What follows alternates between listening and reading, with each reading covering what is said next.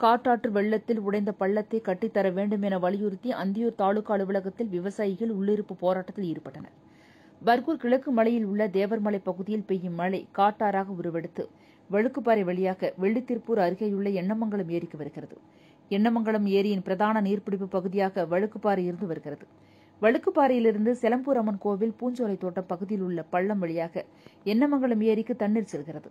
கடந்த 2 ஆண்டு காலத்தில் மலைப்பகுதியில் பெய்த கனத்த மழையால் செலம்பூர் அம்மன் கோவில் அருகில் இருந்த பாலமும் பூஞ்சோலை தோட்டம் அருகே இருந்த பள்ளம் உடைந்து போயுள்ளது. இந்த உடைப்பு காரணமாக எண்ணமங்கலம் ஏரிக்கு செல்லும் மழைநீர் கோவிலூர் பள்ளம் வழியாக பூனாச்சி சித்தார்த் சென்று காவிரி ஆற்றில் கலக்கிறது.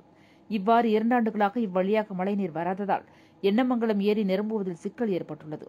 மேலும் கனத்த மழை பெய்யும் நேரத்தில் பூஞ்சோலை தோட்டம் வழியாக வெளியேறும் வெள்ளம் கோவிலூர், குன்னிக்காடு உள்ளிட்ட பகுதியில் உள்ள ஊர்களுக்குள் புகும் அபாயமும் உள்ளது. எனவே செலம்பூர் அம்மன் கோவில் பாலம், பூஞ்சோலை தோட்ட பள்ளத்தை கட்டித்தர வேண்டும் என வலியுறுத்தி எண்ணமங்கலம், கோவிலூர் பகுதிகளைச் சேர்ந்த 60க்கும் மேற்பட்ட விவசாயிகள் அந்தியூர் தாலுகா அலுவலகத்தை முற்றுகையிட்டு உள்ளிருப்பு போராட்டத்தில் ஈடுபட்டனர். இதையடுத்து துணை தாசில்தார் பூங்கோதை, நீர்வளத்துறை SDO ரவி ஆகியோர் விவசாயிகளிடம் பேச்சுவார்த்தை நடத்தினர். முடிவில் 1 வாரத்தில் பூஞ்சோலை தோட்ட பள்ளத்துக்கு போர்க்கால அடிப்படையில் மண் கொட்டி உயர்த்துவதாகவும், நிதி வந்த பிறகு பள்ளம் மற்றும் பாலம் அமைத்துக் கொடுக்கப்படும் என உறுதியளித்தனர். இதையடுத்து உள்ளிருப்பு போராட்டம் கைவிடப்பட்டது.